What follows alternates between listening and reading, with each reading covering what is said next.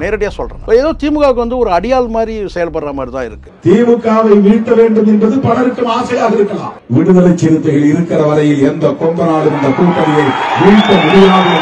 எதிர்பார்க்கவே இல்லை. ஒரு அண்ணன் திரும்ப இப்படி பேசுவார் எதிர்பார்க்கவே இல்லை.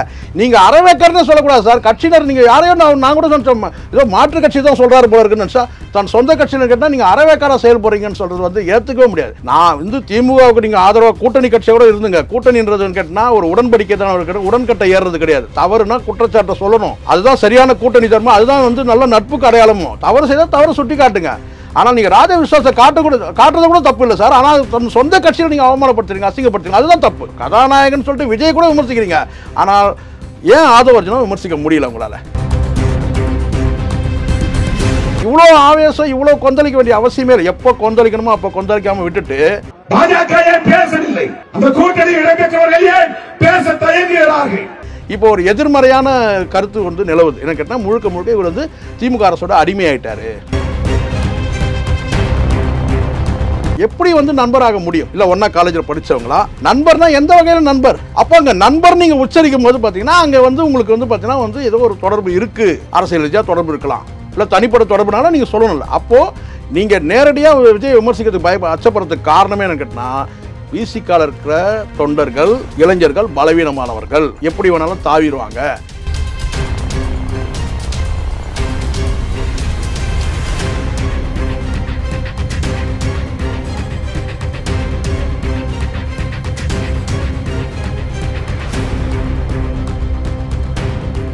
ரியல் ஒன் நண்பர்கள் நேயர்களுக்கு வணக்கம். தொடர்ச்சியாக பல்வேறு முக்கியமான தகவல்களை பகிர்ந்து வரும் பத்திரிகையாளர் சேகுவரா ஜெய்சங்கர் அவர்கள் நம்முடைய இருக்கிறார். வணக்கம் சார். வணக்கம் சார். வணக்கம். இப்போ வந்து பார்த்தீங்கன்னா திமுக கூட்டணியில் பல கட்சிகள் இருக்காங்க. அதே நேரத்தில் வந்து பார்த்தீங்கன்னா இந்த விஜய் அவர்களை தாவேக்காவை விமர்சிக்கக்கூடிய கட்சி அப்படின்னு எடுத்துக்கிட்டிங்கன்னா கூட்டணியில் இருக்கக்கூடிய எந்த கட்சி தலைவர்களுமே பெரிய அளவுக்கு விஜயையோ தாவேக்காவையோ விமர்சனம் முன்வைக்கல. அப்போ பார்த்தீங்கன்னா திமுக விமர்சிக்கிறாங்க. அப்போ வந்து தாவேக்காவுடைய வளர்ச்சி திமுகவுக்கு பாதிப்பை ஏற்படுத்தலாம், அப்போ விமர்சனத்தை முன்வைக்கிறாங்க. திமுகவை தாண்டி அதிக அளவில் விஜயை விமர்சிக்கக்கூடிய, தாவேக்காவை விமர்சிக்கக்கூடிய தலைவராக தொல் திருமாவளவன் இருக்கிறார். என்ன காரணம்? இது கிட்டத்தட்ட திமுகவுக்கு வந்து ஒரு அடியாள் மாதிரி தான். அவருடைய பேச்சு முழுமையாக கேட்டேன் எங்கள் திருவண்ணாமலையில் பேசுனது. ஏதோ திமுகவுக்கு வந்து ஒரு அடியாள் மாதிரி செயல்படுற மாதிரி தான் இருக்குது. நேரடியாக சொல்கிறேன். நான் ஏதோ பாதுகாவலர் மாதிரி கேட்டேன். திமுகவை பாதுகாக்கிற இடத்துல இவர் வந்து அவசியமே இல்லை சார். திமுக ஏற்கனவே வலிமையாக இருக்குது. அங்கே திமுக எந்த டேமேஜும் இல்லை. இப்போ நீங்கள் வந்து விஜய் அரசியலுக்கு வந்து கட்சி தொடங்கினால் கூட ஒரு அலை பாயுதுன்னு வச்சுக்கோங்களேன், அந்த அலையில் எல்லாமே தான் அடிச்சுட்டு போகும். மற்ற கட்சிகள் எல்லா கட்சிக்கும் தான் டேமேஜ் இருக்க போகுதுன்னு வச்சுங்களேன். புதுசாக எங்கேருந்து எல்லாமே 100க்குள்ளே தான் போது டிஎம்கேலேருந்து கொஞ்சம், ஏடிஎம்கேலேருந்து கொஞ்சம், பாட்டாளி மக்கள் கட்சியிலேருந்து கொஞ்சம், இல்லை இப்படி பல கட்சிகள் இருந்து வந்து பிரிஞ்சு வந்து ஒரு பர்சன்டேஜ் வரப்போகுதுன்னு வச்சுக்கலாம். அது 10, 5 இருக்கட்டும், 10 இருக்கட்டும், 15, 20 இல்லை 30 கூட இருக்கட்டும். எங்கேயோ வந்து பார்த்தீங்கன்னா இங்கேருந்து தான் வரப்போகுது. அப்போ அந்த பாதிப்பு வந்து கேட்டால் விசிகாவுக்கு அந்த பாதிப்பு இருக்குது, அதை உணர்றாரு. ஆனால் என்னென்னா தாவேக்கா வந்து உதயமானதுலேருந்தே வந்து எளிதில் வந்து கூட்டணி வந்துடும்ன்றதை வந்து கூட்டணி வந்து விசிகா வந்து இந்த கூட்டணிக்கு வந்து தாவேக்கா கூட்டணி தலைமை, அதாவது விஜய் தலைமையில் அமையக்கூடிய கூட்டணியில் வந்து விசிகாவும் பங்கேற்கின்ற மாதிரி தான் அந்த பேச்சுக்கள் தொடர்ச்சியாக இருக்குது. ஆனால் அந்த பேச்சுக்கெல்லாம் நீங்கள் வந்து இப்போ இல்லை, முன்னாடியே இப்போ இன்றைக்கி இவ்வளோ பேசுகிறாருல, முன்னாடியே அதுக்கு முற்றுப்புள்ளி வைக்கணும். ஆனால் இவருடைய இந்த முடிவு வந்து கேட்டால் கொஞ்சம் ஏதோ ஒரு இடத்துல வந்து கேட்டால் வந்து ஒரு சாஃப்ட் கார்னர் இருக்கிற மாதிரி இருக்குது. ஏன் இந்த பேச்சில் கூட பார்த்தீங்கன்னா தாவேக்கா தலைவரும் நடிகரும் சொல்லிட்டு நண்பரும் சொல்கிறீங்கல்ல, இவர் எப்படி நண்பராக முடியும்? விஜய் எப்படி வந்து திருமாவுக்கு நண்பர்? ஏதாவது ஒரு மேடையில் ஒன்றா பங்கேற்றுருக்கிறாங்களா? ஏதாவது சினிமாவில் பங்கேற்கிறாங்க? எப்படி வந்து நண்பராக முடியும்? இல்லை ஒன்றா காலேஜில் படித்தவங்களா? இல்லை எப்படி நண்பர்னா எந்த வகையில் நண்பர்? அதை சொல்லணும்ல. அப்போ அங்கே நண்பர் நீங்கள் உச்சரிக்கும் போது பார்த்தீங்கன்னா அங்கே வந்து உங்களுக்கு வந்து பார்த்தீங்கன்னா வந்து ஏதோ ஒரு தொடர்பு இருக்குது, அரசியல் ரீதியாக தொடர்பு இருக்கலாம், இல்லை தனிப்பட்ட தொடர்புனால நீங்கள் சொல்லணும்ல. அப்போது நீங்கள் நேரடியாக விஜய் விமர்சிக்கிறதுக்கு அச்சப்படுறதுக்கு காரணமே என்ன கேட்டால், விசிகால இருக்கிற தொண்டர்கள், இளைஞர்கள் பலவீனமானவர்கள், எப்படி வேணாலும் தாவிடுவாங்க. உங்களுடைய பேச்சுக்களும் அதுதான் சொல்லுது. ஒரு மீடியாவில் போய் யூடியூப்பில் போய் பேசுகிறதே நீங்கள் வந்து கேட்டால் அறவே கருதனமாக பேசுகிறீங்கன்னு சொன்னால், அப்போ நீங்கள் கிட்டத்தட்ட 25 ஆண்டு காலம் 30 ஆண்டு காலம் வந்து பார்த்தீங்கன்னா அந்த மக்களை நீங்கள் என்ன தெளிவுபடுத்துனீங்க, என்ன எஜுகேட் பண்ணீங்க? அம்பேத்கருடைய வார்த்தை என்ன? எஜுகேட் பண்ணுற ஒரு வார்த்தை இருக்குல்ல, கற்பி. உலகத்தில் எந்த தலைவரும் சொல்லாத ஒரு வார்த்தை கற்பி. அந்த கற்பின்ற அந்த ஒரு வார்த்தையை நீங்கள் சொல்லியிருந்தீங்கன்னா இந்த பிள்ளைகளை இப்போ இந்த இளைஞர்களை வந்து நீங்கள் எப்படி அந்த அறவே கருதணும்னு ஒரு வார்த்தையை சொல்லுவீங்க? அதான் உச்சபட்சமான வார்த்தை. அது அவர் எமோஷனலாக பேசினா கூட தவறு தான். ஒரு ஊடகத்தில் போய் பேசுறது கூட தயார் பண்ணாத அளவுக்கு ஒரு அறவேக்காரத்தனமாக நீங்கள் வச்சிருக்கீங்கன்னா அப்போ நீங்கள் என்ன நீங்கள் எஜுகேட் பண்ணீங்க சார்? நீங்கள் அம்பேத்கருடைய அந்த கொள்கைப்படி, அந்த வார்த்தைப்படி.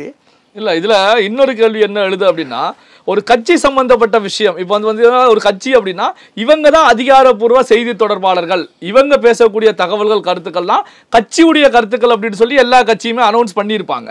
அப்போ விடுதலை சிறுத்தைகள் கட்சியை பொறுத்த வரைக்கும் இவங்க தான் செய்தி தொடர்பாளர்கள், இவங்க தெரிவிக்கக்கூடிய கருத்துக்கள்லாம் விசிகாவுடைய கருத்துக்கள் அப்படிங்கிற ஒரு அறிவுறுத்தலை முன்வைத்தாலே இந்த விஷயத்துக்கு ஒரு ஃபுல் ஸ்டாப் வச்ச மாதிரி இருக்கும்.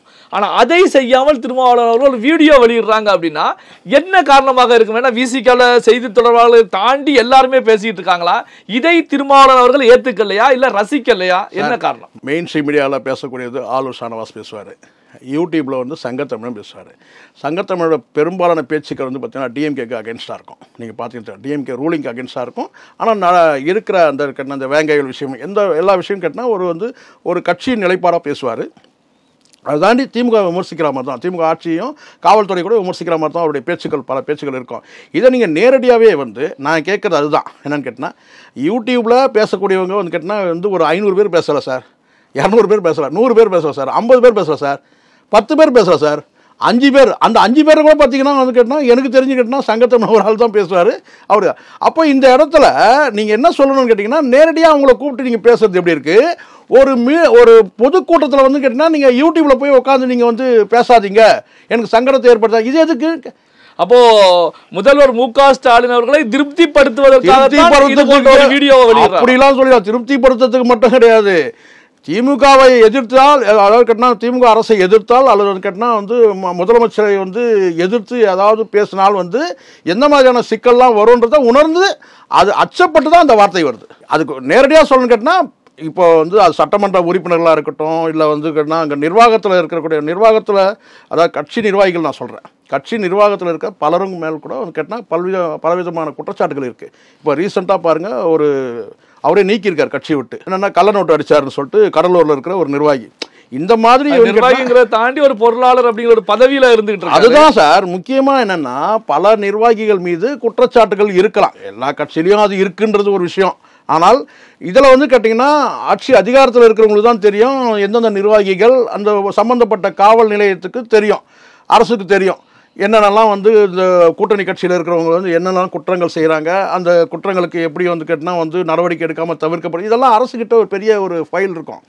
அப்போது தேவையில்லாமல் இங்கே பார்த்தீங்கன்னா ஒரு அரசியல் நிலைப்பாட்டுக்காக இப்போ கூட்டணி பற்றி ஏதாவது ஒரு மாற்றம் இன்னும் 1 வருஷம் இருக்குது. இப்போ இல்லைன்னு தெரிஞ்சிச்சுன்னா, கூட்டணி இல்லைன்னு தெரிஞ்சுன்னா அடுத்தடுத்து வழக்கு பாயும். ஏற்கனவே விஜயகாந்த் கட்சி உங்களுக்கு தெரியும்னு நினைக்கிறேன். விஜயகாந்த் கட்சியை திமுக என்ன பண்ணாங்கன்னு உங்களுக்கு தெரியும். எம்எல்ஏக்களையே பார்த்தீங்கன்னா பிரித்து ஒரு தனி பார்த்தீங்கன்னா சட்டமன்றத்தை தனி இருக்கையே கொடுத்தாங்க, தனி கட்சியே உருவாச்சு. தேமுதிகன்றது 2ன்ற மாதிரி ஒரு கட்சியை உருவாக்கணும், உங்களுக்கு தெரியும். ஸோ அதனால் இந்த எம்எல்ஏக்கள் மீது என்ன பிரச்சனைகள் இருக்குது? ஸோ இப்போ 6 சீட்டு வாங்கி இப்போ 4 எம்எல்ஏக்கள் இருக்காங்க. அந்த 4 எம்எல்ஏக்கள் மீது என்ன மாதிரியான குற்றச்சாட்டு இருக்குது? அந்த 4 எம்எல்ஏக்கள் கூட பார்த்தீங்கன்னா ஒருவர் தான் ஷெட்யூல் கம்யூனிட்டி, மீதி 3 பேரும் அதர் கம்யூனிட்டி. ஸோ அப்படி இந்த மாதிரி சொல்கிறேன். இப்படியெல்லாம் இருக்கும்போது அங்கே என்ன மாதிரியான எம்எல்ஏக்கள் மீது எப்படிப்பட்ட குற்றச்சாட்டுகள் இருக்குது அப்படின்றது ஒரு கேள்வியாக இருக்குது. அதுதாண்டி கட்சி நிர்வாகிகள் கிட்ட எந்த மாதிரியான குற்றச்சாட்டுகள், இதெல்லாம் பார்த்தீங்கன்னா ஆளும் அரசு நடவடிக்கை எடுக்க ஆரம்பிச்சோன்னா ரொம்ப கஷ்டமாக நெருக்கடியாயிடும். ஸோ அப்போது கேட்டால் இங்கே இந்த நேரத்தில் கேட்டால் திமுக அரசோட ஒரு தீவிர விசுவாசியாக போகிறது தான் அவருக்கு சரியாக இருக்கும். அதனால தான் அந்த பதற்றம் அவ்வளோ இருக்குது. ஒரு திமுக அரசு மேலே விசுவாசத்தை நீங்கள் காட்டலாம், ஆனால் அப்படி விசுவாசத்தை காட்டும்போது தன் சொந்த கட்சியினரே நீங்கள் அசிங்கப்படுத்தக்கூடாதுல்ல, அவமானப்படுத்தக்கூடாதுல்ல. அப்படி தான் இருக்குது அவருடைய பேச்சுக்கள் எல்லாமே. கேட்டால் அறியாமையில் இருக்கிறீங்க, அறிவில்லாமல் இருக்கிறீங்க, நீங்கள் அறவேக்காட்டுத்தனமாக நீங்கள் பேசுகிறீங்க. இதெல்லாம் கேட்டால் இதெல்லாம் எங்கே பார்த்தீங்கன்னா ஒரு பொது மேடையில் பேசக்கூடாது சார். நீங்கள் ஒரு பொது மேடையில் கேட்டால் நீங்கள் கட்சியினரை போய் நீங்கள் அறவேக்காட்டுன்னு சொல்கிறீங்கன்னா இல்ல அதுதான் என்னன்னா அதே நேரத்தில் திருமாவளவன் என்ன தெரிவிக்கிறாருன்னா, நீங்க போய் சோசியல் மீடியாக்கள்ல பேசுறதுனால கட்சிக்கும் கட்சி தலைமைக்கும் களங்கத்தை ஏற்படுத்துறீங்க. இதே நேரத்தில் பாத்தீங்கன்னா அங்க தொண்டர்கள் நிர்வாகிகளையும் திருமாவளவன் அவர்கள் களங்கப்படுத்துவது போலதான் சார் இருக்கு. நீங்க இவ்வளவு நாள் கட்சி நீங்க நடத்துறீங்கன்னா இது ஒரு பொதுக்குழுல கட்சியில சார், நான் மீண்டும் கூட சொல்றேன் சார், சமூக வலைதளத்தில் பேசுறவங்க யாரு விரல் விட்டு எண்ணலாம். விசிகால அதிகபட்சம் ஒரு 5 பேர் தான் இருப்பாங்க. அதை நீங்க நேரடியாக சம்பந்தப்பட்ட கூட்டு பேசினா பேச போறதுல அவ்வளவுதான். யூடியூப்ல பெரும்பாலும் யூடியூப்ல சென்னையில இருந்து எங்க சார், அந்த சென்னையில் நீங்க அப்படியே ஒரு அறிவுறுத்தல் நீங்க பார்த்தீங்கன்னா ஒரு சுற்றறிக்கை மாவட்ட நிர்வாகிகிட்ட விட்டா முடிஞ்சிடுச்சு. இதை நீங்கள் பேசுறது மூலமாக என்ன கேட்டால் திமுகவுக்கு ஒரு சமீட்சை கொடுக்குறீங்க. பார்த்தீங்களா, நான் எங்கள் கட்சியில் பாருங்க எல்லாரையும் வந்து பார்த்தீங்கன்னா எப்படி அறிவுறுத்துறோம் பாருங்க. உங்களுக்கு நாங்கள் அடிமை சேவகம் பண்ணுறதுக்கு தான் நாங்கள் இருக்கிறோன்னு சொல்கிற மாதிரி இருக்குது. எதிர்பார்க்கவே இல்லை. ஒரு அண்ணன் திரும்ப இப்படி பேசுவார், எதிர்பார்க்கவே இல்லை. நீங்கள் அறவேக்கர்னு சொல்லக்கூடாது சார். கட்சியினர் நீங்கள் யாரையும் நான் கூட சொன்னேன், ஏதோ மாற்று கட்சி தான் சொல்கிறாரு போல இருக்குன்னு நினச்சா, தன் சொந்த கட்சியினர் கேட்டால் நீங்கள் அறவேக்காராக செயல்படுறீங்கன்னு சொல்கிறது வந்து ஏற்றுக்கவே முடியாது. நீங்கள் திமுக விசுவாசத்தை காட்டுங்க. அது கடந்த காலத்தில் எல்லாம் பண்ணிட்டு தான் இருக்கிறீங்க. இதுதான் அங்கே வந்து விசிகாவுக்கு பெரிய மைனஸ் ஆனதே இதுதான். நீங்கள் இந்த எங்கே நீங்கள் கடந்த காலத்தில் நீங்கள் எடுத்து பாருங்கள். கடந்த 5 ஆண்டு காலத்தை எடுத்து உங்கள் மேலே வைக்கிற குற்றச்சாட்டுகளே என்ன உங்களுக்கே தெரியும். ஒரு வரைபடம் கூட வந்தது, அதை நம்ம விமர்சிக்க முடியாது.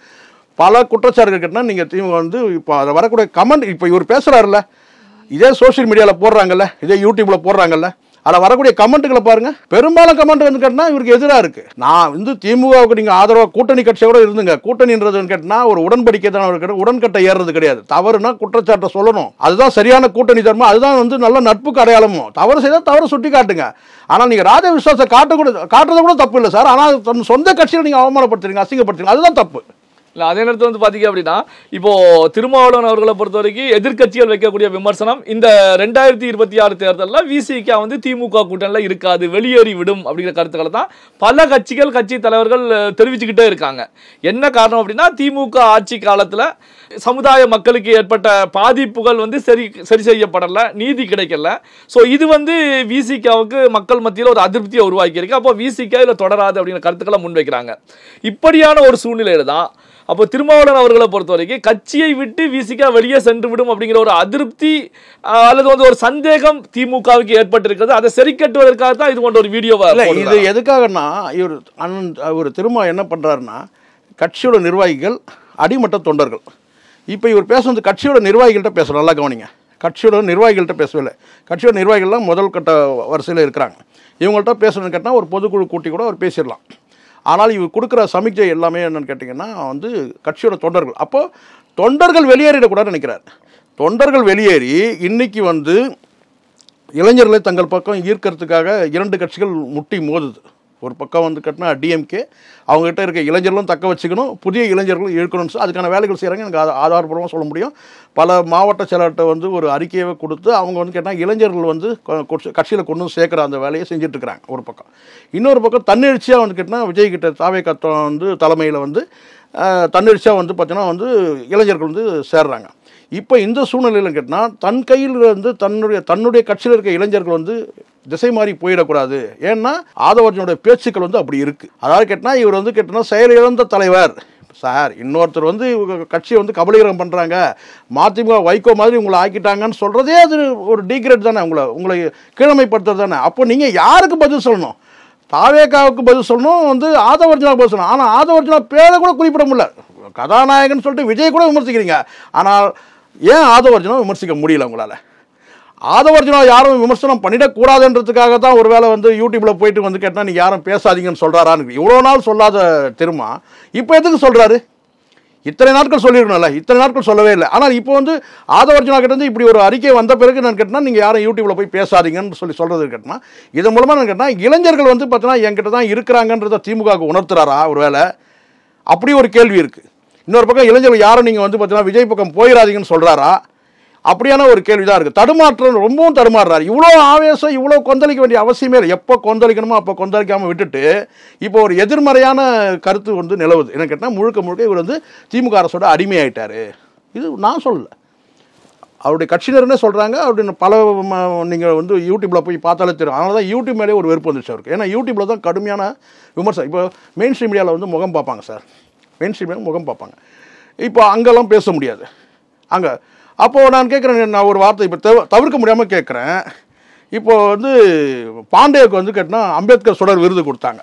அம்பேத்கர் சுடர் விருது வந்து பாண்டே கொடுக்கும்போது அதில் உங்களுக்கு தெரியும், எனக்கு ஒரு லட்ச ரூபா பணம் முடிப்போட தான் சேர்த்து கொடுப்பாங்க. இப்போ நான் கேட்குறேன், என்ன கிழிச்சாருன்னு சொல்லிட்டு நீங்கள் வந்து அவருக்கு வந்து பாண்டேக்கு வந்து நீங்கள் வந்து அந்த விருதை கொடுத்தீங்க. சரி ரைட், அப்படியே கூட நீங்கள் விருதை கொடுங்க, நாம் அது தப்புன்னு நான் சொல்லவே இல்லைன்னு. நீங்கள் மாற்று வலதுசாரி சிந்தனை உள்ளவர்கள் எவ்வளோ பேர் இருக்கிறாங்க பிஜேபியில், எவ்வளோ பேர் இருக்கிறாங்க, பிஜேபி தவிர்த்துட்டு கூட வலதுசாரி சிந்தனையாளர்கள் எவ்வளோ பேர் இருக்கிறாங்க. ஆனால் நீங்கள் வந்து கேட்டால் குறிப்பிட்டு பாண்டே கொடுக்கணும்னா, அப்போ பாண்டே வந்து கேட்டால் ஒரு யூடியூபரோட ஒரு நிர்வாகி, சொந்தமாக நடத்தக்கூடிய ஒரு நிர்வாகிகள் தான். ஆனால் அவரை கூப்பிட்டு நீங்கள் அந்த விருது கொடுத்தீங்க. இப்போ நான் கேட்குறேன்னு கேட்டினா இந்த சூழ்நிலை நீங்கள் வந்து யூடியூப்பில் போய் பேட்டிக்கணும். அந்த பாண்டே கிட்ட கூட போய் வந்து யாரும் பேசக்கூடாது அப்படி தான் ஆயிடுச்சு. அந்த இடத்துல கேட்டால் நீங்கள் யூடியூப் நடத்துறதுக்கு நீங்கள் அம்பேத்கர் சொல்கிற விருதே கொடுத்தீங்க சார். நீங்கள் நான் வந்து எனக்கு ஒன்றும் மாற்று கருத்து இல்லை, தாராளமாக கொடுக்கட்டும் பாண்டேக்கு, ஒரு பத்திரிகையாளர் தான். ஆனால் நீங்கள் விருது கொடுக்கும்போது அவர் என்னவா இருந்தாருன்னு கேட்டிங்கன்னா ஒரு யூடியூபர் நிர்வாகம் பண்ணக்கூடியவராக இருந்தார். அவருக்கு போயிட்டு நீங்கள் ஒடுக்கப்பட்ட மக்கள்கிட்ட இருந்து வசூல் பண்ண அந்த ஒரு லட்ச ரூபாய், எப்படியும் ஒடுக்கப்பட்ட மக்கள்கிட்ட தான் நீங்கள் கட்சி நடத்துறீங்க, அந்த 1 லட்ச ரூபாய் கொடுத்து அம்பேத்கர் சொல்கிற விருதே கொடுத்தீங்க யூடியூப் வந்து நிறுவனர் பாண்டேக்கு. அப்படி எடுத்துக்க முடியல. ஸோ அதனால் இது தடுமாற்றம் தான் இவருக்கு. ஏன் வந்து இவ்வளோ சார வேண்டிய அவசியம் இல்லை. பல்வேறு முக்கியமான தகவல்களை நம்முடைய வாசகருடன் பகிர்ந்து கொண்டதற்கு நன்றி சார். நன்றி சார்.